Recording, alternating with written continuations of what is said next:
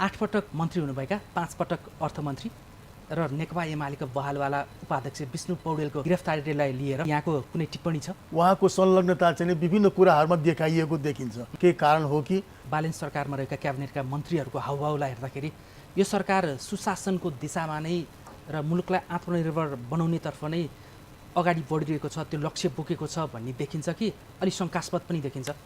मलाई त त्यस्तो शङ्का गर्नुपर्ने ठाउँहरू त म देखिरहेको छैन। कहिलेकाहीँ मैले पनि त्यो कार्यकालमा केही गल्ती गरेँ कि मेरो पनि केही फाइल खुल्छ कि भन्ने त्यो त्रास चाहिँ यहाँमा अहिले छ कि छैन? छैन, त्यस्तो छैन, बिल्कुल छैन। त्यो भण्डारण न बजारको व्यवस्था, सरकार कसको लागि काम गरेको छ भन्ने कुरा के? एक्ज्याक्टली, मार्केटिङको प्रब्लम हो। त्यो मार्केटिङ र स्टोरेजतिर चाहिँ हामीले विशेष ध्यान दिनुपर्ने आवश्यकता छ। हाम्रा सरकारका निकायका या सरकार चलाउनेहरू नै बिचौलियाको भूमिकामा त कतै छैनन्। आयातलाई प्रोत्साहन गरेर नि उत्पादन र संरक्षणलाई या स्टोरेजलाई चाहिँ ध्यानै नदिने। डाइरेक्टली त अब त्यसरी त अब म भन्न सक्दिनँ कि चाहिँ त्यसैको कारणले चाहिने लाइसेन्स दिइन्छ, इम्पोर्ट लाइसेन्सहरू दिइन्छ भन्ने कुरा त म भन्न सक्दिनँ। तरकारी पनि आयात गर्ने, धान चामल पनि आयात गर्ने, नेपालमा उत्पादन भएको चिया भारतसम्म पनि जान नसक्ने, अनि हामीले उत्पादन गरेको 95% बिउहरू विदेशीमै आयात हुनुपर्ने भएपछि यो जोखिम चाहिँ ठुलै जोखिम हो। यो कृषि मन्त्रालय र वन मन्त्रालयले एउटैमा गाभिएको छ। यसलाई सङ्कटको रूपमा हेर्ने या अवसरको रूपमा हेर्ने? कृषि र वन जोडिएको चाहिँ मलाई साह्रै चित्त बुझेको, साह्रै राम्रो लाग्यो। यो उद्देश्य र लक्ष्य नै फरक भएको मन्त्रालय गाभ्दा तपाईँहरू जस्तो कृषि विज्ञ कसरी खुसी भएको? कतिपय कन्फ्युजनहरू पनि छ। जस्तै भनौँ न, अब वनमा चाहिँ हामी एग्रो फरेस्ट्री भन्छौँ, कृषि वन भन्छौँ। त्यो कृषि हो कि वन हो?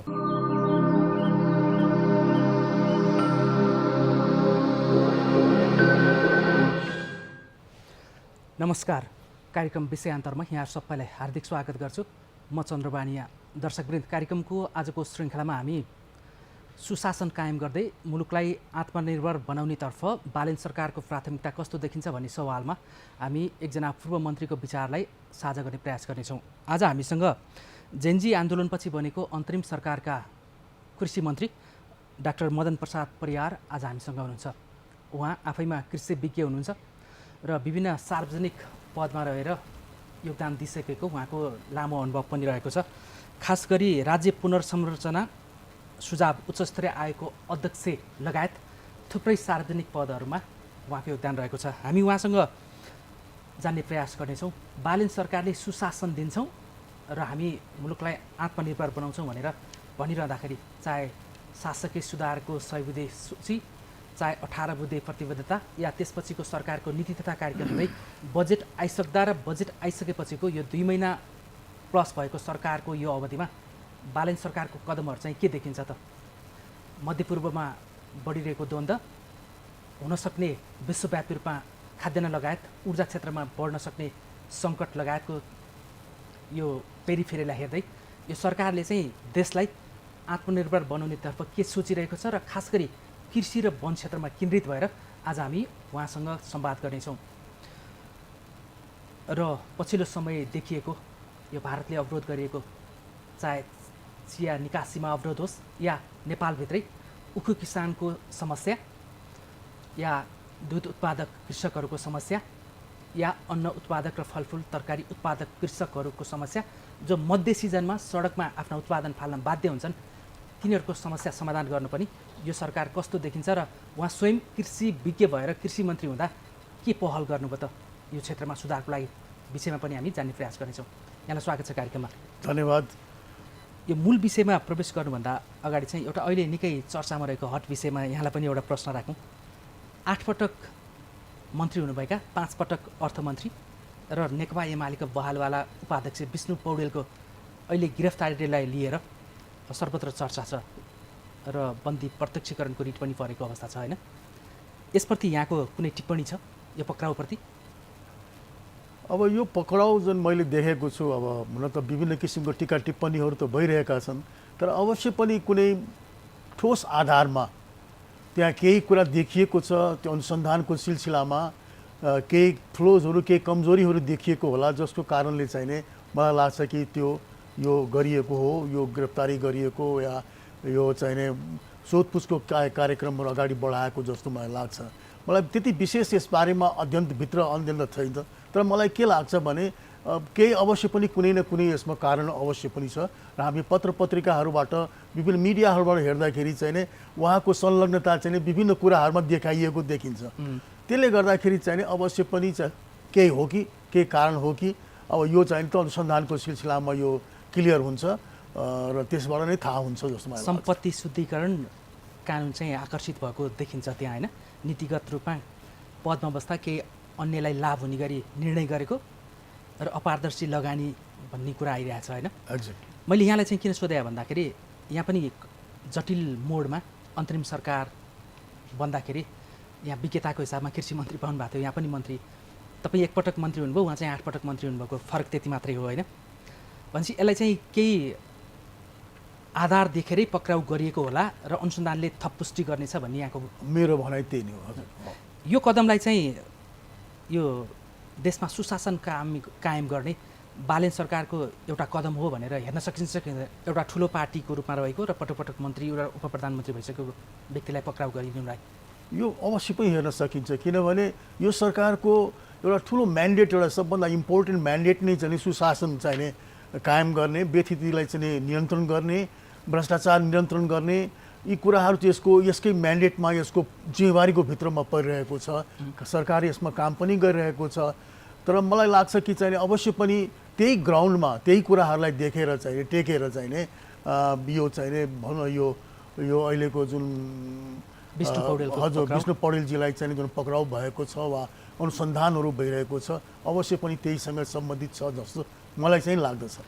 जस्तो प्रधानमन्त्री बालेन शाहको हाउभाउ या निर्णय क्षमताहरू या चाहिँ बालेन सरकारमा रहेका क्याबिनेटका मन्त्रीहरूको हाउभाउलाई हेर्दाखेरि यो सरकार सुशासनको दिशामा नै र मुलुकलाई आत्मनिर्भर बनाउनेतर्फ नै अगाडि बढिरहेको छ, त्यो लक्ष्य बोकेको छ भन्ने देखिन्छ कि अलिक शङ्कास्पद पनि देखिन्छ? मलाई त त्यस्तो शङ्का गर्नुपर्ने ठाउँहरू त म देखिरहेको छैन। कारण चाहिँ नि जनताको यति ठुलो अभिमत भएर आएको सरकार हो। यसले एउटा क्लियर म्यान्डेट दिएको छ, मैले अघि भने कि सुशासन कायम गर्ने, व्यथिति नियन्त्रण गर्ने, भ्रष्टाचार नियन्त्रण गर्ने, गलत कामहरूलाई चाहिँ पनि रोकथाम गर्ने भन्ने यसको क्लियर म्यान्डेट भएपछि यसले यो चाहिँ यस्तो अनावश्यक कुराहरूमा झिना मसिना कुराहरूमा चाहिँ अल्झिने यससँग समय पनि छैन र यो अल्झिने पनि छैन जस्तो मलाई लाग्छ। रासपाको चितवन महाधिवेशनमा पनि प्रधानमन्त्रीले भन्नुभयो नि, मेरो नियतमाथि शङ्का नगर्न म आग्रह गर्छु, म जे गर्छु देशकै लागि गरिरहेको छु, जनताको लागि गर्छु र नियमलाई टेकेरै गर्छु भनेर भन्नुभएको छ नि। हजुर, उहाँको त्यो अभिव्यक्तिको सारमा उहाँ के प्रतिबद्ध या देखिनुहुन्छ? प्रतिबद्ध देखिनुहुन्छ, मैले देखेँ अहिलेसम्मको मेरो अध्ययनले चाहिँ मलाई देखिरहेछ उहाँ प्रतिबद्ध हुनुहुन्छ। उहाँले कम बोलेर बढीभन्दा बढी काम गरौँ र धेरै पब्लिसिटी नगर्ने, बढीभन्दा बढी काम गरेर चाहिँ प्रत्येक जनतालाई लाभ हुने किसिमको काम गर्नुपर्छ भन्ने किसिमको काम कारवाहीहरू अगाडि बढाउनु भएको जस्तो चाहिँ मलाई चाहिँ अनुभूति त्यस्तो भइरहेको छ। त्यो राहुल आयोगको 31 वर्षसम्म लुकाइएको जुन जग्गा प्रकरणको छ नि, राजधानीमै 1859 बिघा रोपनी जमिन व्यक्तिको नाममा कब्जा गरिएको सार्वजनिक जमिन भन्ने एउटा त्यो पुरानो फाइल खोलिनु अनि भ्रष्टाचार छानबिनको लागि चाहिँ छुट्टै सम्पत्ति छानबिन आयोग गठन गरिनु, होइन? अथवा अहिले फेरि यो हाई प्रोफाइलका भनेकाहरू चाहे बिचौलियाका हाई प्रोफाइल हुन् या चाहिँ पार्टीमा संलग्न हाई प्रोफाइलका नेताहरू पक्राउ गरिनु, यो सबैलाई हेर्दाखेरि चाहिँ यो जेन्जी क्रान्तिको म्यान्डेटलाई बोकेरै सरकार अगाडि बढेको छ भन्ने तपाईँको विश्वास हो? मलाई त्यस्तै लागिरहेछ। कारण डर मात्रै हो? होइन, यो के छ भनेदेखि जब रावल आयोगको यति पुरानो प्रतिवेदन थियो त्यसलाई लुकाउनु पर्ने आवश्यकता के थियो भनौँ न? अलिक पारदर्शी भएर चाहिँ त्यसलाई इम्प्लिमेन्टेसनमा लगेर हुनसक्छ त्यसमा कतिपय बेकसुर चाहिँ व्यक्तित्वहरू पनि त्यहाँ मुछिएका होलान्, तर त्यसलाई प्रोसेसलाई अगाडि बढाउनुमा के अप्ठ्यारो थियो भन्ने कुरा नि यी कुराहरूले विभिन्न शङ्काहरू चाहिँ उब्जाएको हुन्छ। त्यसै कारण चाहिँ मलाई त के लागिरहेछ भने यो अहिले जुन छानबिन आयोगको चाहिँ कामहरू भइरहेको छ या चाहिँ जुन यो विभिन्न पहिलेका प्रतिवेदनहरूलाई पनि जगाएर त्यसलाई पनि पुनः चाहिँ अनुसन्धान गर्ने कुराहरू गइरहेछ, यसमा चाहिँ कुनै पनि शङ्का गर्नुपर्ने स्थिति चाहिँ छैन। तर एउटा के छ, मलाई एउटा सानो कुरो के लागिरहेको छ भने अलिकति भय त्रास र सन्तासको वातावरण चाहिँ जुन सिर्जना भइरहेको छ त्यसलाई अलिकति हामीले मत्थर गर्ने कोसिस गर्नुपर्छ र हामी सही डाइरेक्सनमा सही नियतले अगाडि बढिरहेका छौँ र यसमा चाहिँ कसैले पनि शङ्का गर्नुपर्ने आवश्यकता छैन भनेर जुन हाम्रो सम्माननीय प्रधानमन्त्रीज्यूले चितवनमा जुन कुरा राख्नुभयो हो त्यो कुरो चाहिँ अलिक विश्वास तरिकाले हामीले अगाडि लैजानुपर्छ भन्ने मलाई लागिरहेको छ। त्रास चाहिँ नागरिकमा देखिन्छ कि व्यवसायी र व्यापारीमा देखिन्छ या कर्मचारी तहमा या राजनीतिक नेतृत्वमै देखिन्छ त्रास? यो जेनरली के छ भनेदेखि चाहिँ जेनरली त्रास त त्यसैलाई हुन्छ जसले के गरे हुन्छ, गल्ती गरे हुन्छ, त्रास उसमा बढी देखिन्छ। त्यसै कारण कुनै पनि तह तबकाका अब अहिले भएका अनुसन्धानहरूले के देखाएको छ भने विभिन्न तहका विभिन्न किसिमका व्यक्तिहरू इन्भल्भ हुँदो रहेछन् भन्ने कुरा चाहिँ हामीले सोच्दै नसोचेका खालका व्यक्तिहरू पनि यसमा चाहिँ संलग्न यस्तो कारोबारमा हुँदो रहेछ भन्ने कुरा त देखिरहेछ। अब वास्तविकता के हो भन्ने कुरा त अनुसन्धानको नतिजा निस्केर मात्र थाहा हुन्छ। तर अहिलेको हिसाबले हेर्दाखेरि त त्यो देख्यो नि त, त्यो वातावरण त देखियो। जसले गल्ती गरेका छ तीहरूमा चाहिँ त्रास बढेको छ। पक्कै पनि त्यही हो। अरू सर्वसाधारणलाई चाहिँ छैन, त्रास चाहिँ छैन यसमा। जस्तो यहाँकै कुरा गरौँ न, उमेरले अहिले त 75 वर्षको हाराहारीमा हुनुहुन्छ होइन? हजुर। राज्य पुनर्संरचना सुझाव उच्च स्तरीय आयोगको अध्यक्ष पनि हुनुभयो। यसको कार्यकाल कति थियो? यो करिब धेरै लामो त लामो होइन, 2.5 months है, 2.5 महिना जति चाहिँ यो संविधान सभाको निर्वाचन भएपछिको। हजुर, प्रतिनिधि सभाको जुन निर्वाचन भयो संविधान सभाको हो त्यसैको। जस्तो वीरगञ्ज कृषि औजार कारखानाको महाप्रबन्धक हुनुभयो, उदयपुर सिमेन्ट कारखानाको प्रबन्ध निर्देशक हुनुभयो, सूचना प्रविधि उच्च स्तरीय आयोगको सदस्य सचिव हुनुभयो, राष्ट्रिय गरिबी निवारण कोषको सदस्य लगायत थुप्रैमा यहाँको सार्वजनिक नियुक्ति छ नि। हजुर। र पछिल्लोमा त जेन्जी क्रान्तिपछि अन्तरिम सरकारमा कृषि मन्त्री नै हुनुभयो, समता फाउन्डेसनको अध्यक्ष पनि। हजुर। यो जति पनि जिम्मेवारी सार्वजनिक पद जिम्मेवारी गरिरहनु भएको छ नि यहाँले, निजी क्षेत्रको होस् या बढी चाहिँ सरकारी क्षेत्रको, कहिलेकाहीँ मैले पनि त्यो कार्यकालमा केही गल्ती गरेँ कि मेरो पनि केही फाइल खुल्छ कि भन्ने त्यो त्रास चाहिँ यहाँमा अहिले छ कि छैन? छैन, त्यस्तो छैन, बिल्कुल छैन। र धेरै सार्वजनिक जिम्मेवारी सम्हाल्नु भएको छ नि? हजुर, सम्हालेको छौँ। तर अहिलेसम्म चाहिँ निष्कलङ्क, अहिलेसम्म कुनै ठाउँमा पनि कहीँ चाहिँ त्यस्तो किसिमको कुरोहरू चाहिँ आएको छैन पनि। र मलाई त्यसबाट कुनै किसिमको भए त्रास पनि छैन, केही होला जस्तो लाग्छ। बालन सरकारले पुरानो कुनै फाइल खोल्ला कि? अब खोल्ला त के, खोल्छ भने पनि खोलोस्, अब त्यो त के भन्न सकिन्छ र होइन? तपाईँहरू जस्तोलाई पनि डर छैन? डर छैन, मलाई सर्वसाधारणलाई पनि डर भएन? छैन हजुर। जसले गल्ती गरेका छन् तिनीहरूलाई डर होइन? निश्चय नै यो चाहिँ सुशासनको लागि उसै बालनको कदम सही नै होला भन्ने छ। एउटा सुशासनको लागि बालन सरकारको अर्को कदमकै रूपमा चाहिँ नि अब यहाँको पिएचडी नै स्रोत योजना तथा व्यवस्थापन विषयमा यहाँको विद्यावारिधि छ होइन? म बालन सरकारको तपाईँको पिएचडीको विषयसँग बालन सरकारको एउटा कदमलाई जोड्छु। यो खर्च कटौती र विकासमा प्राथमिकता दिने भन्दै यो 31वटा सरकारी निकायलाई खारिज गरिएको छ र मन्त्रालयको सङ्ख्या पनि घटाइएको छ र त्यसमा मन्त्रालयको सङ्ख्या घटाउने क्रममा यो कृषि मन्त्रालय र वन मन्त्रालयले एउटैमा गाभिएको छ। यसलाई सङ्कटको रूपमा हेर्ने या अवसरको रूपमा हेर्ने? म त यसलाई बडो राम्रो, यो मैले के भनिरहेको छु भने अब यहाँलाई थाहा नै छ अब यो कुरो कि संविधानले चाहिँ नि सरकारलाई 25वटासम्म मन्त्रीहरू राख्ने, क्याबिनेट चाहिँ बनाउने, 25 सदस्य बनाउनेसम्म एउटा प्रावधान छ र त्यो अनुसार चाहिँ विभिन्न सरकारहरूले गर्दै पनि आए। यो सरकारले त्यसलाई 25वटा घटाएर चाहिँ 18मा ल्याएको छ। साह्रै सराहनीय कदम हो यो मन्त्रालय घटाउनु।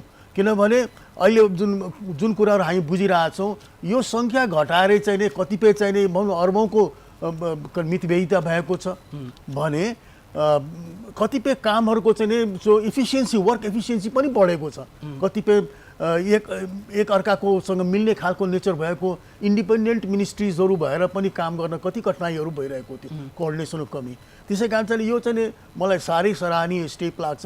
र विशेष गरी अब यहाँ आउनुभयो चाहिँ कृषि र वन वातावरणको कुरो गर्नुभयो, यो त झनै राम्रो कुरो भयो मेरो विचारमा। दुईटा मन्त्रालय जोडेर हजुर, यो कृषि र वन जोडिएको चाहिँ मलाई साह्रै चित्त बुझेको, साह्रै राम्रो लाग्यो। इनफ्याक्ट यो कुरो त मैले आफ्नै मन्त्री पहिले पनि हामी हुँदाखेरि पनि यो कुराहरू चलिरहन्थ्यो कि कृषि र वन चाहिँ साह्रै मिल्ने खालको मिनिस्ट्री चाहिँ हो भन्ने कुरा। तपाईँ अन्तरिम सरकारमा सुशीला कार्की प्रधानमन्त्री हुँदाखेरि, तपाईँ कृषि मन्त्री हुँदा पनि यसमा वर्कआउट चाहिँ भएको थियो? वर्कआउट भन्दा पनि मेरो आफ्नो रुचि चाहिँ वनमा चाहिँ धेरै, मैले कृषिमा हुँदाहुँदै पनि त्यही कारणले चाहिँ वन मन्त्रालयले चाहिँ लिडरसिप लिएर चाहिँ जहिले पनि चाहिँ भन्नु अब कुनै कन्फरेन्सहरू, क्लाइमेट कन्फरेन्सहरूमा जानेमा चाहिँ मैले त्यो अवसर पनि पाएँ लिड गर्न। तर मेरो साह्रै इन्ट्रेस्टको एरिया पनि हो र मलाई लाग्छ वन र कृषि चाहिँ जुन अहिले गाभिएको छ, एक मर्जर भएको छ, त्यो अत्यन्तै राम्रो चाहिने कुरा हो। भनेपछि अध्ययनको हिसाबले, तपाईँ पेसाको हिसाबले तपाईँ कृषि विज्ञ होइन?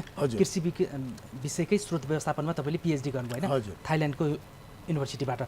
भनेपछि तपाईँलाई चाहिँ अहिले बालन सरकार आइसकेपछि कृषि मन्त्रालय र वन मन्त्रालय गाभिएकोमा तपाईँ खुसी हुनुहुन्छ? एकदम। यसको त उद्देश्य र लक्ष्य नै फरक छ नि, वनको उद्देश्य र लक्ष्य फरक छ।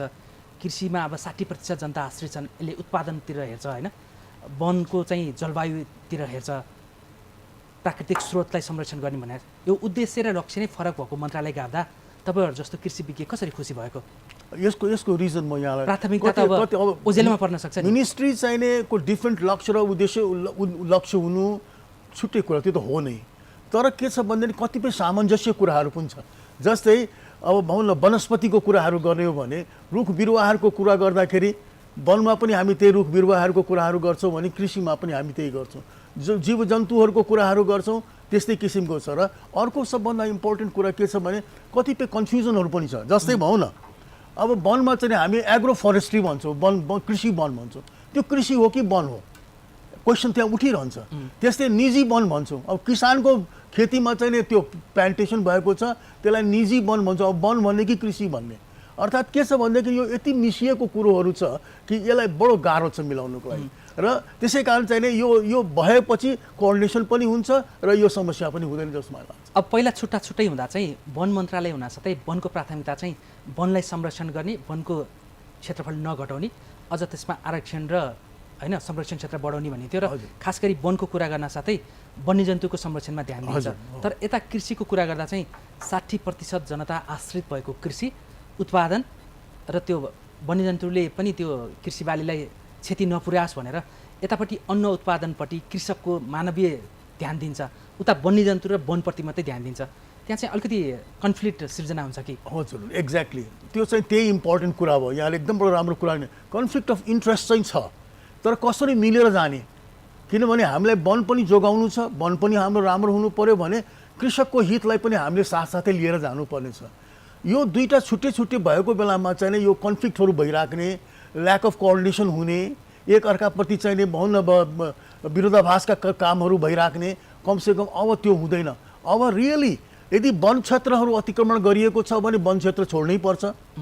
र कृषिको क्षेत्र हो भने कृषिको कर्महरू त्यो भएको छ भने वन्यजन्तुहरू जस्तै भनौँ न अब बँदेलकै कुराहरू गरौँ, बाँदरको कुरो गरौँ, नीलगाईका कुराहरू कृषिलाई कति नोक्सानहरू पुर्याइरहेछ। अब त्यसलाई पनि कसरी मिलाउने त? वनका कानुन र कृषिलाई, कृषिको पनि हित हुने किसिमले सामञ्जस्य तरिकाले कसरी लिएर जान सकिन्छ, यसले झन् मद्दत गर्छ जस्तो मलाई लागिरहेछ। अब अहिले त झन् बालन सरकारको सामु अर्को चुनौती छ। खोला किनारा र सार्वजनिक जमिन मिचेर बसेकाहरूलाई, सुकुम्बासीहरूलाई त्यहाँबाट विस्थापित गरेका छ। अब उनीहरूलाई फेरि त्यहाँ पुनर्वासको लागि त फेरि वन मासिने अवस्था पनि आउन सक्ला, फेरि वनको क्षेत्र घट्ने, अनि यता पनि उत्पादन बढाउनलाई, फेरि कृषि क्षेत्र बढाउनलाई पनि वन मासिने सम्भावना छ। अब यसमा चाहिँ यो सरकारले कसरी सामञ्जस्यता मिलाउला? अब यसमा एउटा त कुरा के छ भने चन्द्र सर, अब यो पब्लिक ल्यान्डहरू पनि छ अहिले, कतिपय जुन सार्वजनिक जग्गाहरू छन् नि जो चाहिने प्रयोग नभएका त्यसै परिरहेका जग्गाहरू पनि छन् भने कतिपय जग्गाहरू जुन अब त खाली पनि हुने जग्गाहरू भइरहेछन् नि, जुन क्याप्चर गरेर बसेका छन् त्यो पनि त खालीहरू भइरहेको छ नि सार्वजनिक जग्गाहरू। त्यसै कारण चाहिने अब यो त मिलाएर लैजानु पर्ने हुन्छ कि वन नै फालेर चाहिने वन फलानी गरेरै उनीहरूलाई बसाल्नुपर्ने स्थिति होला जस्तो मलाई लाग्दैन। प्रशस्त जग्गाहरू चाहिने निस्कन सक्छ जसमा चाहिँ उनीहरूलाई चाहिने पुनर्वास गर्न सकिन्छ। तर उनीहरूको पुनर्वास गर्नुपर्ने, उनीहरूलाई राख्नुपर्ने यो चाहिँ ठुलै समस्या हो, गर्नै पर्ने कुरा पनि हो। जति पनि सुकुम्बासीहरूलाई अहिले चाहिँ भन्नु उठाउनु उठाइएको छ, उनीहरूको राम्रो घाँसबासको व्यवस्था त हामीले गर्नै पर्ने हुन्छ। तर त्यसको लागि पनि नेसेसरी छैन कि चाहिँ वनै फलानी गरेर गर्नुपर्छ भन्ने कुरा चाहिँ छ जस्तो लाग्दैन। हजुर, भनेपछि अहिले यहाँले चाहिँ बालन सरकारले सुशासनको लागि अहिले जति यो 2 महिनाको अवधिमा बढिरहेको कदमहरू यो सराहनीय छ, सकारात्मक छ भन्ने सवालमा यो वन मन्त्रालय र कृषि मन्त्रालयलाई गाभिएको सवालमा पनि यो त मेरो रुचि नै थियो, मैले सोचेकै थिएँ, त्यो भयो, राम्रो भयो भन्नुभएको छ नि। तर मन्त्रालयको सङ्ख्या घटेर र 2टा मन्त्रालय मर्ज भएर आउँदा पनि यो कृषि मन्त्रालयमा बजेट त चालु आर्थिक वर्षको भन्दा पनि कम भएर आयो नि, घटेर आयो नि। यसलाई चाहिँ एउटा कृषि विज्ञको रूपमा कसरी हेर्नुहुन्छ? अब यो चाहिँ नि विडम्बना हो एक किसिमले, किनभने अहिलेको बजेट चाहिँ जुन छ करिब यो भनौँ न अब 47 अरब भनौँ 46.92 अरब चाहिँ बजेट छ कृषिमा, जो चाहिँ करिब 10.5 अरब चाहिँ कम छ, पहिलेको बजेटभन्दा पनि कम छ। चालुमा 57 अर्ब प्लस थियो। हजुर, त्यसमा कम भएर गएको छ। त्यस्तै वनमा पनि त्यही हालत छ। वनमा चाहिँ नि 12.31 अरब छ भनेदेखि चाहिँ नि पहिलेको भन्दा करिब 6.3 अरब त्यो पनि घटिरहेछ। अब जेनरली नै घटेको छ। अब यसलाई चाहिँ नि यसले एफेक्ट त गर्छ नि। अब विशेष गरिकन अब एउटा इम्पोर्टेन्ट कुरा हामीले बुझ्नुपर्ने के छ भने यतातिर चाहिँ नि खादमा दिने सब्सिडी जस्तो मल खादको सब्सिडी बढेको छ। 70% जति चाहिँ अहिलेको चाहिँ जति चाहिँ बजेट छ 4647 अरबको जुन बजेट छ कृषिमा त्यसको करिब 70% चाहिँ नि मलको सब्सिडीको रूपमा छ। 30% मात्र बजेट चाहिँ नि अन्य कृषि कार्यको लागि छ भनेदेखि नेचुरली कामहरू त एफेक्टेड भइहाल्छ त। त्यो 30% पनि 70% त रासायनिक मलमै जाने मलैमा जाने भयो। अब बाँकी 30% रहने भयो। 30% पनि फेरि कर्मचारीको तलब होला होइन, कृषिको ठ्याक्कै विकासकै लागि भन्ने त एकदमै न्यून जस्तो देखियो होइन। कर्मचारीको तलब त्यसभित्रमा चाहिँ पर्दैन त्यो चाहिँ छुट्टै व्यवस्था हो। यो चाहिँ छुट्टै यो कार्यक्रमहरूको लागि भनेर यो आउँछ। यो चाहिँ नि र कार्यक्रमहरूमा जस्तै राष्ट्रिय कृषि आधुनिकीकरण कार्यक्रम भयो या राष्ट्रिय कृषि अनुसन्धान परिषदका कुराहरू भएदेखि लिएर बिमाका कृषि त पशु बिमाहरूका कुराहरू भए लगायत यो पशुहरूको पनि रोगहरूको नियन्त्रणहरूका कुराहरू भए यो सम्पूर्ण कुराहरू चाहिँ यसले कभर गर्छ भन्ने छ। हजुर भनेपछि बजेट गाभिएको ठिक छ, बजेट र मन्त्रालय गाभिएपछिको मन्त्रालयमा छुटिएको बजेट कम छ होइन। हजुर यो कम हेर्दाखेरि चाहिँ जस्तो कृषिलाई र वनलाई नै हामी चाहिँ देशलाई आत्मनिर्भर बनाउने एउटा यो चाहिँ आधार हो नेपालको अर्थतन्त्रकै पनि र आत्मनिर्भर बनाउने क्षेत्रकै पनि। कृषिको कुरा गरौँ या वनको कुरा गरौँ त्यसको बहुआयामिक उपयोग गर्यो भन्ने छ नि। बजेटलाई सर्लक्क घटाएको देख्दा चाहिँ यो बालेन सरकारको प्राथमिकता चाहिँ कृषि र वनमा छैन र उत्पादनमा छैन भनेर बुझ्यो भने सही हुन्छ कि गलत? अब त्यो चाहिँ नि त्यति सिधै त्यस्तो भन्नुभन्दा पनि मैले के देखिरहेको छु भने बजेटको पनि सीमितता हुन्छ। बजेटको विभिन्न सेक्टरहरूमा बजेट राख्नु मन्त्रालय त घट्यो नि। मन्त्रालय घटे पनि त मन्त्रालय घट्न साथै मन्त्रीको सचिवालय हजुर केही त अरब केही त मैले भने सेभिङ त भयो, केही सेभिङ त भएको छ फन्डहरू, तर पनि यति क्रियाकलापहरू छन् र विशेष गरिकन यो वर्षको यो आउँदो वर्षमा चाहिँ नि जुन यो जेनजी आन्दोलनबाट जुन नोक्सानहरू भयो होइन, जुन ड्यामेजहरू भएको थियो ती सबैको पुनर्निर्माणको काम पनि गर्नुपर्ने प्रशस्त पैसा त त्यहाँ पनि जाने भयो। त्यसै कारण चाहिँ नि यो खर्चको त विभिन्न स्रोतहरू चाहिँ नि विभिन्न चाहिँ नि ठाउँहरू खुले। बजेट चाहिँ नि केही घटेको पक्कै पनि घटेको छ, नघटेको राम्रो हुन्थ्यो भन्ने हाम्रो सोच। मैले अस्ति पनि एउटा इन्टरभ्यूमा भनेको थिएँ कि अहिले हाम्रो बजेट यो चालु आर्थिक वर्षमा अहिलेको बजेट करिब 5% को चाहिँ कृषिको छ। अब अहिले आएर करिब 3%मा झारेको छ। मेरो आफ्नो सोच के थियो भने अझ 7%मा लैजानु पर्ने थियो कि कृषिलाई राम्रो गरिकन। कृषि भनेको देशको यो आर्थिक मेरुदण्ड भनेको कृषि नै हो। कृषि नै हो जहाँ चाहिँ जसले चाहिँ यो बेरोजगारीको समस्या, युथ माइग्रेसनका कुराहरू एब्जर्ब गर्ने ठाउँ भनेको कृषि नै हो। हाइली पोटेन्सियल एरिया नेपालको भने देशको लागि कृषि नै हो भने यसमा चाहिँ यो बजेट कटौती भएको चाहिँ अलि चाहिँ त्यति साह्रो चाहिँ मलाई चित्त चाहिँ बुझेन।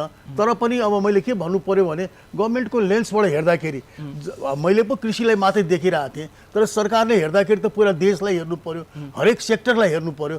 त्यो लेन्सले हेर्दाखेरि चाहिँ यसमा चाहिँ अलिकति कम एटेन्सन गएको, कम बजेट गएको। अब यहाँ निवर्तमान कृषि मन्त्री नै हुनुहुन्छ होइन? हजुर। अब अहिलेको कृषि मन्त्रीले एउटा बजेटमा आएको अनुसार कार्यक्रम त लैजानु होला होइन। बजेट आउँदा चाहिँ अर्थविज्ञ भनिएका डाक्टर स्वर्णिम वाग्लेले यसपटक कृषिमा अलिकति बहुआयामिक रूपान्तरण गर्ने ढङ्गको या आमूल परिवर्तन गर्ने ढङ्गको कुनै ठोस कार्यक्रम राखेको देखिन्छ? अब कार्यक्रम त अब भनौँ एउटा कार्यक्रम त मैले के देखेँ, राष्ट्रिय कृषि आधुनिकीकरण कार्यक्रम जुन छ त्यो 10 वर्षको कार्यक्रम सकेको थियो। वास्तवमा 70 to 73 मा स्टार्ट भएर 80 to 83 यो आर्थिक वर्षमा सकिने। त्यो कार्यक्रमलाई निरन्तरता दिइएको छ, त्यो चाहिँ असाध्यै राम्रो कुरो हो। त्यसमा हामीले पनि धेरै काम गरेका थियौँ र यसलाई निरन्तरता दिनुपर्छ भनेर भनेका थियौँ। त्यो चाहिँ नि एउटा राम्रो काम भएको छ। दोस्रो काम जुन छ त्यो खादको कुरा छ। अब यो मिडल इस्टको चाहिँ यो सङ्कटले गर्दाखेरि खादको भाउ आकाशी हो। हुन त अहिले आएर युरियाको भाउ केही घटेको छ भन्ने कुरो हामी बुझिरहेछौँ, तर पनि खाद अप्रत्याशित रूपले बढेकोले चाहिँ नि धेरै खर्चको चाहिँ त्यहाँ हुने भयो कि सब्सिडीकै रूपमा पनि। त्यसै कारण चाहिँ ती आयामहरू चाहिँ त्यसमा चाहिँ पहिले 28 अरब जति चाहिँ 28 अरब कति समथिङ थियो चाहिँ सब्सिडी भने त्यो अहिले बढाएर 34 अरबमा पुर्याएको छ। भनेपछि केही न केही कार्यक्रमहरू लैजाने गर्ने भन्ने दृष्टिकोणले राखेर चाहिँ गरिएको छ। तथापि जुन किसिमको एटेन्सन यसमा जानुपर्ने जति आउनु पर्थ्यो त्यति अझ पनि पुगेन कि भन्ने मलाई लागिरहेको छ। यो रासायनिक मलमा कृषकलाई अनुदान दिनु मुलुकलाई आत्मनिर्भर बनाउन या कृषिमा आत्मनिर्भर बन्न यो दिगो कार्यक्रममा पर्न सक्छ यो यस्तो छ अब यो यस्तो प्र्याक्टिस छ कि हरेक ठाउँमा यो ग्रान्ट सब्सिडी दिने छ। इन्डियामै चाहिँ हेभी सब्सिडी छ, हाईभन्दा बढी सब्सिडी दिएर इन्डियन एग्रिकल्चरमा उनीहरूले गइरहेछ। नभए त हाम्रो एग्रिकल्चर प्रोडक्टले त कम्पिट नै गर्न सक्दैन। प्रोडक्सन चाहिँ यसको कस्ट नै यति हाई भएर जान्छ कि त्यसले चाहिँ इन्टरनेसनल मार्केटमै कम्पिटै गर्न सक्ने स्थिति हुँदैन। त्यसै कारण चाहिँ तर यहाँले एकदम राम्रो प्रश्न उठाउनु भएको छ कि यसलाई बिस्तारै हामीले दिगोपनातिर पनि सोच्नु पर्यो। अर्थात् हामीले यसको कन्जम्सनलाई घटाएर चाहिँ अर्ग्यानिक म्यान्युर्सहरूतिर चाहिँ यसलाई डाइभर्ट गरेर जाने, प्राङ्गारिक मलहरूलाई पनि को प्रयोग गराउने, या चाहिँ अहिले गभर्मेन्टले चाहिँ यो ग्रिन युरियाको जुन कन्सेप्टहरू ल्याइरहेछ त्यसलाई पनि अगाडि बढाउने, यहीँनिर प्रोडक्सन गर्ने, लो कोस्टमा प्रोडक्सनहरू गर्ने, इन्सेक्टिसाइड केमिकल्सहरूको युटिलाइजेसनलाई पनि घटाउने, नियन्त्रण गर्ने, यो कुरोहरूमा पनि जानुपर्ने हो। निश्चय नै त्यही मैले भन्न खोजेँ नि, त्यही नै रासायनिक मल एक त देशमा उत्पादन हुने होइन, यो आयातित भयो होइन।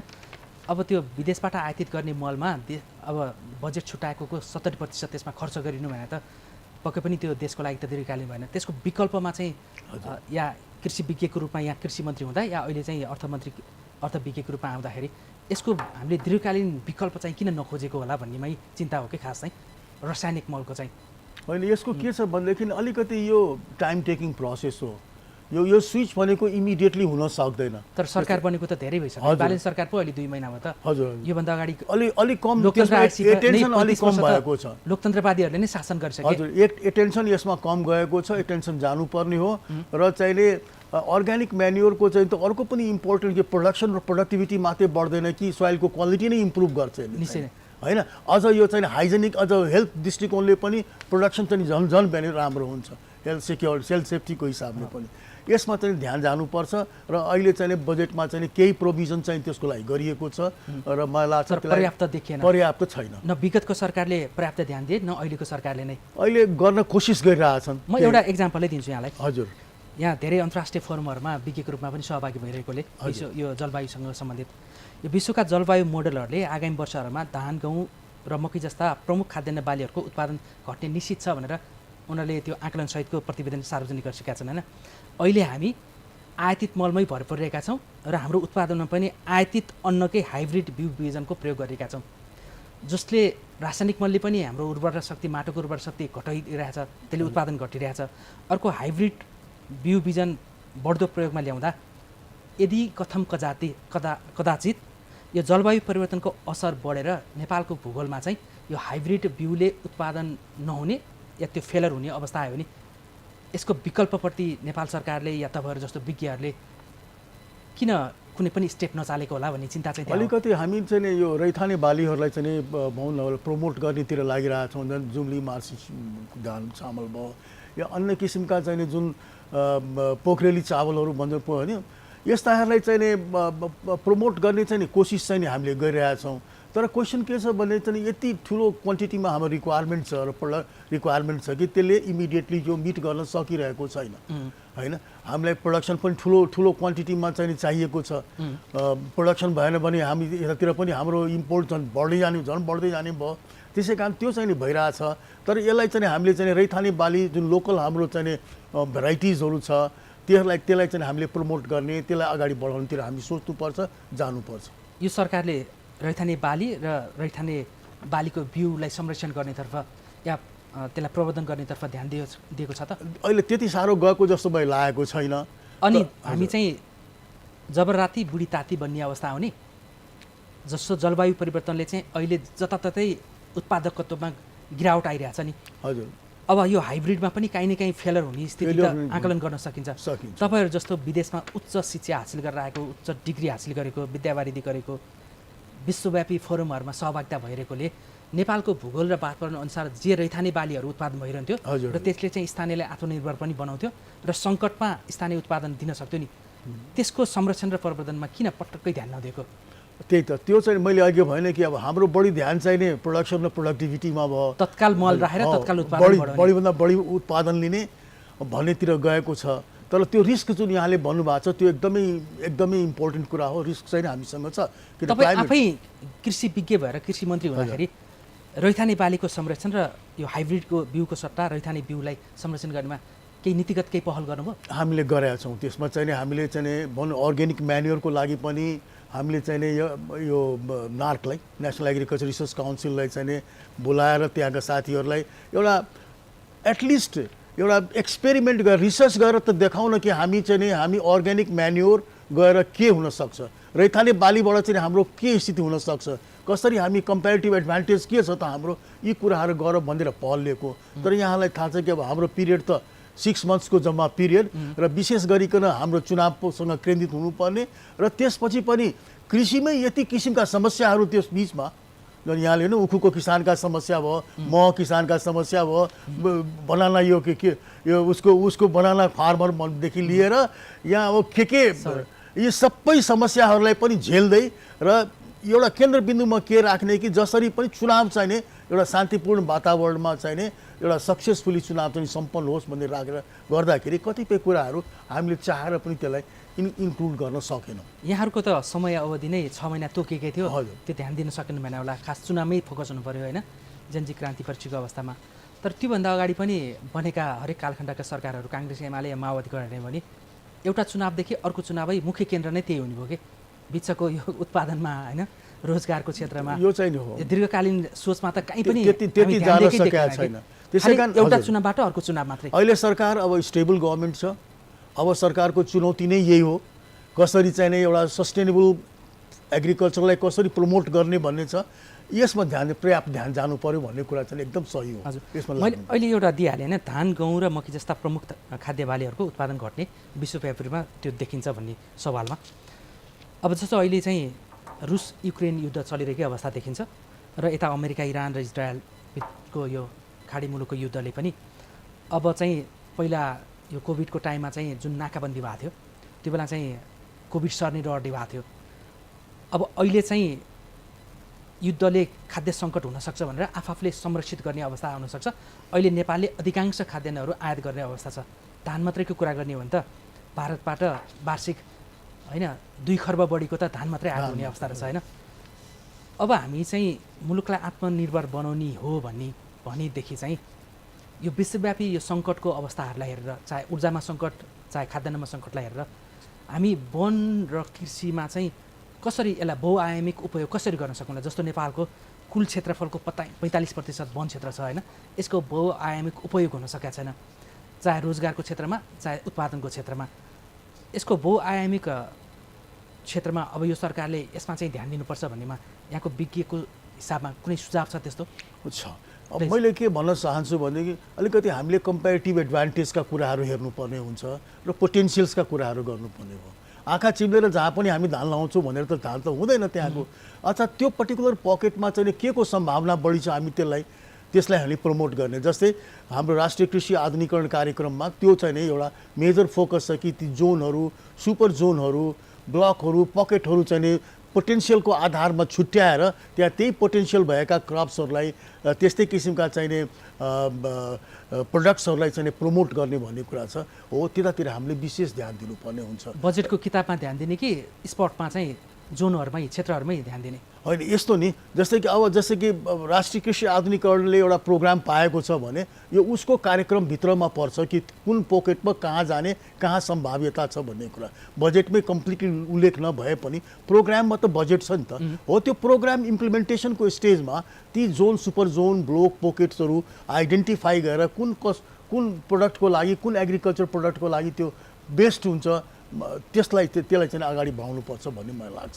अब पहिला पनि बजेटमा एक गाउँ एक उत्पादन भन्ने कुरा थियो, अनि जोनल एउटा क्षेत्रमा एउटा उत्पादन भन्ने पनि थियो होइन। हामीले अहिले चाहिँ उदाहरणको रूपमा ल यो क्षेत्र, यो पकेट क्षेत्रमा चाहिँ यो चाहिँ भएछ, यो आधुनिक कृषि कार्यक्रम अन्तर्गत भनेर हामीले देखाउन सक्ने केही छ? जस्तै कि भनौँ न, अब मैले अस्ति मात्रै तपाईँलाई धेरै छ। जस्तै कि भनौँ न, अब अस्ति यो सिन्धुपाल्चोक गएको, हजुर, अब यो जिउनारको चाहिँ पकेटै छ, जौनै छ, कस्तो मजा छ होइन। सिन्धुली रामेछाप क्षेत्र, हजुर सिन्धुली रामेछाप, त्यहाँ गएर हेरौँ, स्याउको जोन हेर्नुहोस्, स्याउको पकेट जोनहरू हेर्नुहोस् यहाँ चाहिँ। हजुर पुरै स्याउको जोन हेर्दाखेरि छक्क पर्ने किसिमको चाहिँ जोनहरू छ। तर त्यो क्षेत्र चाहिँ स्याउको जोन छक्क पर्ने गरी हेर्ने त्यो क्षेत्रमा जाँदा तर काठमाडौँ र मुख्य सहरका बजारहरूमा चाहिँ हामी चाइनिज स्याउ र मलेसिया या अस्ट्रेलियाबाट आएको स्याउ अङ्गुरहरू चाहिँ किन खाने नि? होइन त्यही त अब त्यसलाई चाहिँ के छ भनेदेखि त्यसलाई ल्याउन अब अहिले त अलिकति सुविधा पनि भएको छ। कर्णालीको स्याउ त त्यहीँ झरेर गयो नि त। हजुर त्यहाँ त गाई र भैँसीले खाने स्थिति आयो। काठमाडौँका जनताले या पोखराका जनताले त अस्ट्रेलिया र चाइनाको स्याउ खाइरहेछन्, इन्डियाको स्याउ खाइरहेछन्। त्यो पनि विषादी प्रयोग गरेको भन्छन् कतिपय त भारतबाट आउनेहरूमा। अलिकति त के छ भनेदेखि सिजनालिटीको कुराहरू पनि होला। जुन सिजनमा चाहिँ त्यहाँ उत्पादन हुन्छ या जुन सिजनमा यहाँ अफ सिजन भयो होला, यहाँ पाइने बेलामा भण्डारण क्षेत्र हो, भण्डारण क्षेत्रहरूको कुरोहरू भयो। तर अहिले चाहिँ त्यति साह्रो चाहिँ त्यति ठुलो प्रब्लम चाहिँ छैन। अहिले ट्रान्सपोर्टेसन कर्णालीको स्याउहरू ट्रान्सपोर्ट भएर आउँछ ठाउँ ठाउँमा। काठमाडौँ नआए पनि नेपालगञ्ज एरियाहरूतिर, सुर्खेत एरियातिर प्रशस्त मात्रामा ती प्रोडक्ट्सहरू चाहिँ गइरहेका छन्। भनेपछि कर्णालीमा उत्पादन भएको स्याउ सुर्खेतसम्म मात्रै हो? सुर्खेत, नेपालगञ्ज र इभन इन्डियन साइडतिर पनि जान्छ। भनेपछि त्यहाँको उत्पादनले काठमाडौँको बजारसम्म ढाक्न सक्छ तर त्यो हामीले त्यो नेटवर्क त्यो किसिमको चाहिँ सिस्टम चाहिँ डेभलप गर्नु पर्यो। त्यो डेभलपमेन्टको फेजमा छ, त्यो हुनुपर्छ र हुन्छ पनि। अस्ति भर्खर फलफुल किन्नलाई एउटा बजारमा गएको थिएँ। हजुर। अङ्गुर किनेको, रातो ठुलो डल्ला थियो, भित्र गेडा भएको। यो कहाँको भनेको यो त अस्ट्रेलियाबाट ल्याएको भन्छन्। हाम्रो अङ्गुरको कुनै जोन क्षेत्र छैन? अङ्गुरको अहिलेसम्म त्यस्तो किसिमले चाहिँ हामीले जोन, अब सानोतिनो लेभलमा अङ्गुरको कल्टिभेसन चाहिँ भइरहेछ ठाउँ ठाउँमा। तर यसरी चाहिँ एकदम कमर्सियलै लेभलमा चाहिँ अङ्गुर लगेको चाहिँ अहिलेसम्म हामीले छैन। मैले यसलाई चाहिँ कहाँनिर जोड्न खोजेँ भन्दाखेरि यसरी खाद्यान्न चाहिँ धान, गहुँ, मकै जस्ता प्रमुख खाद्यान्न बाली घटिरहेको सन्दर्भमा हरेक ठाउँमा, हरेक जिल्लामा, हरेक गाउँमा यही उत्पादन हुनुपर्छ भन्ने छैन। काहीँ फलफुल, काहीँ तरकारी, होइन, काहीँ आलु, जे पनि हुनसक्छ नि। त्यसले चाहिँ अलिकति बाटर सिस्टममा पनि हामी आत्मनिर्भर बन्न सक्थ्यौँ नि भन्नलाई मात्रै मैले यो जोडेको थिएँ। हजुर हजुर। के सम्भावना छ यो? छ, डेफिनेटली छ। यस्तो किसिमको पनि सम्भावना छ कि बाटरबाट पनि हामी हुन सक्छौँ। त्यहाँ जुन किसिमको त्यहाँ प्रोडक्सन हुन्छ त्यसलाई अरू ठाउँको प्रोडक्सनसँग चाहिँ हामीले बाटर गर्न सकिन्छ। त्यो पनि राम्रो सम्भावना छ त्यसको। तर नसकेर मध्य उत्पादनको सिजनमा चाहे गोलबेडा खेतीका कृषकहरू होस्, चाहे बन्दाकोपीका कृषक हुन्, चाहे काउलीका कृषक हुन्, चाहे दुध उत्पादक कृषक हुन्, मध्य उत्पादनको क्षेत्रमा चाहिँ सडकमा दुध पोखिरहेको, गोलबेडा फालिरहेको त हामीले देख्यौँ नि। त्यो हेर्दा हामीलाई लज्जाबोध हुँदैन सर? त्यो चाहिँ एउटा दुःखद कुरा हो। त्यो भण्डारण न बजारको व्यवस्था, सरकार कसको लागि काम गरेको छ भन्ने कुरा के? एक्ज्याक्टली, मार्केटिङको प्रब्लम हो। र विशेष गरिकन अलिकति प्लान्टेसनको सिजनिङ पनि मिलाउनु पर्ने हुन्छ। एकैपटक चाहिँ यति हेभी प्रोडक्सन हुन्छ, यति हेभी चाहिँ आउँछ, यिल्डहरू हुन्छ, प्रोडक्सन हुन्छ कि त्यसले मार्केट पाउन सक्दैन। यिनीहरूको किपिङ क्वालिटी पनि एकदम कम छ, ड्युरेबिलिटी छैन। हाम्रो लागि त हेभी उत्पादन नै आवश्यक होइन र? होइन, आवश्यक थियो, तर डिमान्ड अनुसार चाहिँ हामीले त्यसलाई रासनिङ गर्न सक्यो। टाइमिङहरू, प्लान्टेसन, सरकारले भण्डारण क्षेत्र बनाइदिनु पर्यो, बजारको व्यवस्था गरिदिनु पर्यो भन्ने। एक्ज्याक्टली हो। हाम्रो सरकारहरू विदेशबाट आउने सामानहरूलाई बिचौलियाको रूपमा मात्रै बजारमा गएर कमिसन खाने जस्तो भयो भन्छन् क्या। भण्डारण चाहिँ स्टोरेज, यता मार्केटिङ र स्टोरेजतिर चाहिँ हामीले विशेष ध्यान दिनुपर्ने आवश्यकता छ र त्यहाँ चाहिँ एग्रिकल्चर प्रोग्राम्सहरू जानुपर्छ जस्तो मलाई पनि लागिरहेछ। यो बालन सरकारले सुशासनसँगै मुलुकलाई आत्मनिर्भर बनाउनुतर्फ जाने हो भने चाहिँ हजुर हजुर हाम्रो उत्पादनहरू अब खेर नजाओस्, हेभी उत्पादन भयो भने एक्ज्याक्टली भण्डारण क्षेत्र र बजारको चाहिँ व्यवस्था गरोस्। हजुर हजुर, हामी यो कामना गरौँ होइन, यो हजुर, अपेक्षा पनि गरौँ। एकदम हुन्छ नै, गर्नुपर्छ, उहाँहरूले यसलाई ध्यान दिनुपर्छ। म छोटो विश्राम चाहिँ फेरि जोडिन्छु। हस्, छोटो विश्राम।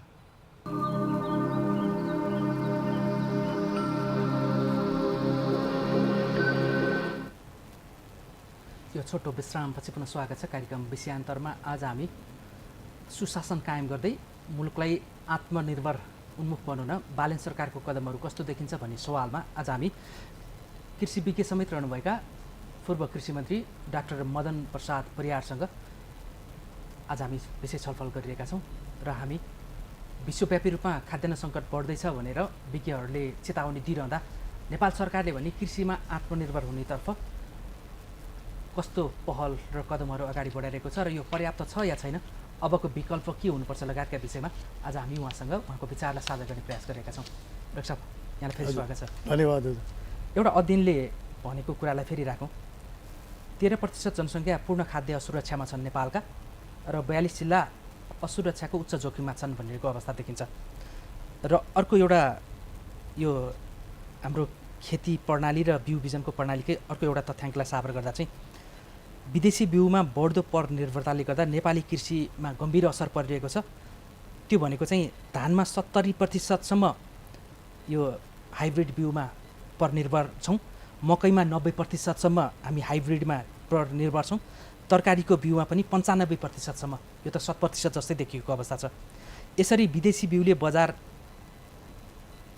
ओगटिरहेको सन्दर्भमा यो बहुराष्ट्रिय निगमहरूले बिउको सम्प्रभुतामाथि हस्तक्षेप ठाडो गरिरहेको सन्दर्भमा अब हामी कृषि विज्ञ तपाईँ हुनुहुन्छ, नाक नै छ कृषि वैज्ञानिकहरूलाई पालिरहेको, कृषिलाई प्राथमिकता दिन भनेर राखिएको कृषि मन्त्रालय नै छ होइन। यसरी तरकारी पनि आयात गर्ने, धान चामल पनि आयात गर्ने, नेपालमा उत्पादन भएको चिया भारतसम्म पनि जान नसक्ने, अनि हामीले उत्पादन गरेको 95%सम्म बिउहरू विदेशीमै आयात हुनुपर्ने भएपछि अब हामी यो देश सुरक्षित छ, अब जनता भोकमरीमा पुग्ने छैनन्, खाद्य सुरक्षा हुन्छ भनेर ढुक्क भएर बस्ने अवस्था कसरी देखिन्छ? अब हामी कहाँ चाहिँ नै पनि विकास नभएको चाहिँ होइन। मैले देखेकोमा राष्ट्रिय कृषि अनुसन्धान परिषदले पनि विभिन्न किसिमका बिउहरू धान मकै गहुँ बनाएको छ। तर हाम्रो समस्या कहाँ भइरहेछ भने त्यसलाई हाम्रो एक्सटेन्सनसँग चाहिँ लिङ्केज राम्रो भएन। ती बिउहरू चाहिँ नि प्रशस्त मात्रामा ती फेरि उत्पादन भएनन्, बिउ उत्पादन भएनन् र त्यसलाई चाहिँ ठाउँ ठाउँमा पुर्याउन सकिएन। यसलाई हामीले सुदृढ गर्नुपर्छ। म आफू पनि कृषि मन्त्री भएको बेलामा यो कुरालाई बडो चाहिँ स्ट्रङली मैले रेज गरेको थिएँ र मैले उहाँहरूलाई चाहिँ नि यो कसरी हुनसक्छ, यो एक्सटेन्सन र चाहिँ रिसर्चको बिचको चाहिँ यो लिङ्केज हामी कसरी बढाउने र कसरी किसानहरूसम्म चाहिँ त्यो पुर्याउने। अन्यथा चाहिँ ल्याबोरेटरिजमा चाहिँ हाम्रो फिल्ड ट्रायल्समा चाहिँ एकदम हाई यिल्डिङ भराइटिजहरू राइसको चाहिँ हामीले डेभलप गऱ्यौँ भनेर भन्यौँ। तर किसानको खेतमा चाहिँ अझ पनि त्यही पुराना चाहिँ ल्याइरहेका छन्, बाहिरबाट ल्याइरहेका छन्, त्यो त्यहाँ पुग्न सकेका छैन। हो, यसले हामीले सुदृढ गर्नुपर्छ। यो जोखिम चाहिँ ठुलै जोखिम हो। किन भनेदेखि चाहिँ नि यस्तो किसिमले बिउहरूमा पनि हामी परनिर्भर भएर बसिराख्दाखेरि भोलि कुनै कारणले त्यो बिउ यहाँ आउन सकेन, जस्तो कि विभिन्न कुराहरूमा चाहिँ अब्स्ट्रक्सन भइरहन्छ टाइम टु टाइम। यदि यस्तो किसिमको स्थिति सिर्जना भयो भने हाम्रो के स्थिति होला त, हामी कहाँ पुगौँला त भन्ने कुरा यो ठुलो जोखिमको कुरो हो। र यसमा चाहिँ नि मैले चाहिँ स्ट्रङली के भन्दछु भने कृषि अनुसन्धान परिषदलाई, राष्ट्रिय कृषि अनुसन्धान परिषदलाई बढी एक्टिभेट गर्नु पर्यो, बढी चाहिँ नि यसमा चाहिँ जोड काम गर्न लगाउनु पर्यो। तपाईँले बाहिर बसेर एउटा विज्ञको रूपमा सोच्नु राम्रै हो। यो बालेन सरकारको त्यो सचिवालयले सोचेको छ कि छैन भन्ने चाहिँ मूल प्रश्न हो। यो होइन, सोच्नु पर्यो, सोच्नु पर्यो। त्यहाँ पनि विज्ञहरू छन् नि। अब मिनिस्टरै विज्ञ नभए पनि अरूहरू त छन् नि, त्यहाँ विज्ञहरू नै छन्। यो उखु किसानको कुरा आइरहँदा अहिले भारतले अब चाहिँ यसको प्रभावले चिनी निर्यातमा रोकिया छ भनेर जुन चिन्ता गरिरहेको छ नि, नेपाली उखु किसानहरूले चाहिँ खास भारतबाट बरु रोकेको हुन्छ। हामी उखु किसानमा आत्मनिर्भर छौँ, नेपाललाई चाहिने जति चिनी हामी नै उत्पादन गर्न सक्छौँ भनेर दाबी गरे पनि देखिन्थ्यो। सम्भावना छ? त्यो चाहिँ अलिक गाह्रै होला। किनभनेदेखि अब त्यहाँ विभिन्न फ्याक्टरहरू छ। उखुको पनि एउटा लिमिटेसन छ। हामी कहाँ इम्प्रुभ भेराइटिजहरू धेरै कम लगाउँछौँ, जसको चाहिँ प्रोडक्सन चाहिँ नै 2 टाइम्स 3 टाइम्स बढी हुनसक्छ। त्यस्तो उखु भेराइटिजहरू चाहिँ हामी कहाँ लोकल भेराइटिजहरू लगाउँछौँ। एक दोस्रो कुरो के छ भने हामीसँग त्यति किसिमको चाहिँ फेसिलिटिजहरू इरिगेसनदेखि लिएर विभिन्न फेसिलिटिजहरू छैन। अहिले हाम्रो आँकडाले के देखाउँछ भने करिब 1.5 लाख टन चाहिँ नि सुगर चाहिँ नि हामी डोमेस्टिक चाहिँ हाम्रो प्रोडक्सन हुन्छ। अझ हाम्रो फ्याक्ट्रीहरू पनि अपग्रेड गर्नुपर्ने छ। फ्याक्ट्रीहरू पनि त्यति राम्रो देखिँदैन छ। 13-14वटा उखु मिलहरू छ, त्यो मिलहरू पनि त्यति राम्रो सबै चाहिँ राम्रो स्थितिमा छैन। पुराना मसिनहरू छन्, त्यति राम्रो स्थितिमा छैन। त्यसै कारण चाहिँ मैले चाहिँ अहिले तुरन्तै चाहिँ यो इम्पोर्टै टोटली क्लोज गरिदिएर र यो सुगर प्रोडक्सन लोकल अहिलेको लेभलमा लोकल सुगर प्रोडक्सनले नै खेप्ला भन्न सक्ने स्थिति छैन। तर हामी क्रमिक रूपले त्यहाँतिर त जानै पर्छ। त्यो चाहिँ हाम्रो टार्गेट हो नै। जस्तो कतिपय अवस्थामा चाहिँ केराहरू पनि उसले निर्यात कहिलेकाहीँ हामीले नेपालले आयात चाहिँ रोकिरहँदाखेरि नेपालका धेरै ठाउँहरू छ केरा उत्पादन भइरहेछ नि, उनीहरू रमाइरहेको देखिन्थ्यो नि, बल्ल हाम्रो उत्पादनले चाहिँ बजार पायो। यस्तै गरी अन्य उत्पादनहरूलाई पनि हाम्रो आयातमा रोक्यो भने हाम्रो उत्पादनले बजार पाउँछ भनेर चाहिँ केही नेतृत्वले पनि बोलिरहेको छ, अगुवाहरूले पनि बोलिरहेको। अहिले नयाँ उसमा चाहिँ त आपको सुन्नुभयो होला, आपको पनि रोक्यो, which is very good step. किन आपमा त हामी प्रशस्त छ नि, हामी जापानले पनि रोकेको छ। हजुर, भारतबाट आयो, भारतमा त्यो किन जापानले पनि रोकिरहेछ, त्यो केमिकल्सहरू धेरै आयो भनेर चाहिँ नि। त्यसै कारण चाहिँ राम्रो स्टेप हो। तर बनानाकै कुरा गर्दाखेरि पनि प्रब्लम त्यहाँ के छ भने हामी त धेरै काम गऱ्यौँ त्यसमा बनानामा पनि। तर केराको लागि के छ भनेदेखि चाहिँ एउटा सर्टेन पिरियड छ जहाँ हाम्रो प्रोडक्सन हुँदैन। अब त्यो पिरियडमा डेफिसियन्सी हुन्छ जहाँ चाहिँ नि सुट गरिरहेछ चाहिँ लोकल मार्केटमा प्राइस हो। मैले कति चाहिँ किसान साथीहरूसँग के डिस्कस गर्दाखेरि के भनिरहेको थियो भने त्यो सिजनमा पनि प्रोडक्सन गर्ने भेराइटिजहरू सोध्नु पर्यो। रिसर्चरहरूले पनि अफ सिजनमा पनि जुन बेला अहिले हामी भन्छौँ कि उत्पादन हुँदैन त्यो बेला पनि उत्पादन गर्न सक्नु पर्यो, अनि पो इयर राउन्ड चाहिँ नि त्यो सप्लाई हुन्छ चाहिँ नि। केही तरकारीहरूमा चाहिँ अफ सिजनमा पनि उत्पादन बढिरहेछ नि, त्यस्तै फलफुलमा पनि त्यसरी सोच्न सक्नु पर्यो। एउटा चाहिँ अफ सिजनमा पनि उत्पादन बढाउनु पर्यो, अर्को चाहिँ सिजनमा फलेकाहरूलाई पनि स्टोरेज गरेर अफ सिजनमा बजारमा लामो पिरियडसम्म लैजान सक्नु पर्यो। हजुर हो, त्यो स्टोरेज क्षमतालाई चाहिँ हाम्रो अलि अभावै हो कि। राइट। जसरी हामीले यो बाहिरबाट खरिद गर्ने सवारी साधनहरूको लागि सुक्खा बन्दरगाहहरू बनाइरहेछौँ नि, त्यस्तै गरी हामीले फलफुल र अन्न बालीको यो भण्डारण क्षेत्रमा कृषकहरूलाई अलि राहत पुग्ने गरी किन दिन नसकेका होलाौँ? असमर्थ नै हो हामी? होइन, त्यही त, त्यतातिर हाम्रो त्यति एटेन्सन पुगिसकेका छैन जस्तो लाग्यो। कतिपय यो कोल्ड स्टोरेजहरू बनाएका छन् तर त्यति राम्रो गरी त्योहरू फङ्सनहरू गइरहेको छैन। कोल्ड स्टोरेजमा पनि अब त्यो उनीहरूको पनि आफ्नै प्रब्लम छ, व्यथा छ कि उनीहरूलाई दिनुपर्ने सब्सिडी चाहिँ जुन इलेक्ट्रिसिटीको त्यो सब्सिडीहरू उनीहरूले पाइरहेको छ। हाम्रा नेताहरू टाउको दुख्यो भने र पेट दुख्यो भने सिङ्गापुर, थाइल्यान्ड या जापान र चीनको अमेरिकाको अस्पतालमा उपचार गर्न जान सक्छन्। हामी देशलाई आत्मनिर्भर कसरी बनाउने र उत्पादनमा सक्रिय हुने कृषकहरूलाई कसरी राहत दिने भन्नेमा चाहिँ कुनै पनि कालखण्डका सरकारहरू ध्यानै नदिने। त्यही त, अहिले एउटा भर्खरै अब हामी त्यहाँ हुँदाखेरि यहाँलाई त्यो कुरा पनि राखौँ, प्याज अलमोस्ट 90% प्याज चाहिँ हाम्रो इम्पोर्ट हुन्छ। हामी कहाँ किन प्रोडक्सन हुँदैन भन्ने क्वेसनहरू भयो। त त्यहाँ मेन प्रब्लम चाहिँ स्टोरेजकै छ। स्टोर चाहिँ प्रब्लम चाहिँ के छ भने हामी कहाँ चाहिँ त्यस्तो प्रोपर स्टोरेज सिस्टम चाहिँ राख्न सकेन। हामी कहाँको स्टोरेजले काम गरिरहेको छैन। जबकि त्यो त आवश्यक हो नि। त्यो आवश्यक हो, किनकि प्रोडक्सन त प्रशस्त हुन्छ, गर्न सक्छ, तर स्टोरेज नभएर गर्दैन। हाम्रा सरकारका निकायका या सरकार चलाउनेहरूले बिचौलियाको भूमिकामा त कतै छैनन्। आयातलाई प्रोत्साहन गरिरहने, उत्पादन र संरक्षणलाई या स्टोरेजलाई चाहिँ ध्यानै नदिने। यो शब्दमा आपत्ति होला, कडा होला, होइन, त्यो ढङ्गको शैली चाहिँ छ जस्तो लाग्दैन डाक्टर साहब तपाईँलाई? अथवा त्यो जसले आयात र निर्यात गरेर बिचौलियाकोबाट नेतालाई पालिरहेछ नि उसको प्रभावमा हाम्रा हर कालखण्डका सरकार र मन्त्रीहरू परिरहे कि? खोइ बा डाइरेक्टली त अब त्यसरी त अब म भन्न सक्दिनँ कि चाहिँ त्यसैको कारणले चाहिँ लाइसेन्स दिइन्छ, इम्पोर्ट लाइसेन्सहरू दिइन्छ भन्ने कुरा त म भन्न सक्दिनँ। तर हामी आत्मनिर्भरतातिर जानुपर्छ र इम्पोर्टलाई चाहिँ सकभर चाहिँ यो पर्टिकुलरली फलफुलहरूको कुरा भयो, तरकारीहरूको कुराहरू भएको छ, हामीले यसलाई रोक्न सक्ने चाहिँ। अब तपाईँलाई बोल्न मिल्छ कि मिल्दैन थाहा छैन, तपाईँले सम्हालेकै मन्त्रालय, कृषि मन्त्रालयले नै किन यो वर्षौँदेखि रासायनिक मललाई ठेक्कापट्टामै आयात गरिरहन्छ भन्ने सवालमा त्यो मलको आयातबाटै नेताहरू पालिएका छन् पनि भन्छन् विज्ञहरूले नै। त्यो पनि एउटा अचम्मको अनुभव कुरा। मलाई यो बारेमा मेरो पालामा पनि सायद किनमेल त गरे होला नि तिनीहरूले। तपाईँलाई कमिसनको प्रस्ताव आयो कि आएन? छैन। तपाईँ खबरदार यो रासायनिक मल उत्पादन गर्ने तर्फ नजानु होला, बरु तपाईँलाई चाहिँ मन्त्रालयबाट छोडेपछि पनि यो मासिक रूपमा या वार्षिक रूपमा यसरी आउन सक्छ। त्यस्तो केही थाहा कमिसन आउँछ, बिल्कुल थाहा। त्यसकारण आयातलाई नै प्रबन्धन गरिरहँ, उत्पादनतर्फ नजाउँ भन्ने भएन? बिल्कुल थाहा छैन, टोटल 100% केही थाहा छैन त्यो बारेमा। तर रासायनिक मलमा यही छ राज भन्छन् के होला। रासायनिक मल किन्ने काम चाहिँ नि कृषि कम्पनी लिमिटेडले गर्छ र चाहिँ नि साल ट्रेडिङ कम्पनीले गर्छ। 70 र 30 को रेसियोमा 70% चाहिँ कृषि कम्पनी, 30% साल ट्रेडिङले रासायनिक मलको चाहिँ आयात गर्छ। उनीहरूको आफ्नै स्ट्रक्चर छ, त्यहाँसम्म मलाई थाहा छ। उनीहरू आफै डिसाइड गर्छ, मिनिस्ट्रीसम्म पनि आउँदैन ती कुराहरू। यदि भारतले चाहिँ हाम्रो चियालाई उता निर्यातमा चाहिँ अनेक बहानामा टेस्टिङको नाममा चाहिँ रोकिरहने भयो भने कि नेपालले पनि अब यो कृषि उपजमा या फलफुलमा चाहिँ जुन आत्मनिर्भर बनिन्छ भनेर चाहिँ जबरजस्त नियतवश चाहिँ नेपाली चियालाई गुणस्तरीय हुँदाहुँदै पनि रोक्यो भने नेपाल सरकारले पनि के भारतबाट आयात हुने तरकारी र फलफुलहरूलाई कडाइ गर्दा हुन्छ चेकचापमा? यही हो। अब यो इन्ट्रेस्टिङ कुरा के छ भन्दाखेरि मापदण्डको नाममा अब यहाँ त कुरा हाम्रो पनि त्यही छ। फेरि अब यहाँ त यसरी बुझ्नु पर्ने, हामी पनि बनाउन कसरी रोकिरहेछौँ? हामीले मापदण्ड भनेर रोकिरहेछौँ। हाम्रो पनि प्लान्ट क्वारेन्टाइन जुन छ, क्वारेन्टाइन सिस्टममा चाहिँ सर्टेन रिक्वायरमेन्ट छ, त्यो रिक्वायरमेन्ट त्यसले मिट गर्नु पऱ्यो इम्पोर्टेड केरा भनेर भन्छौँ।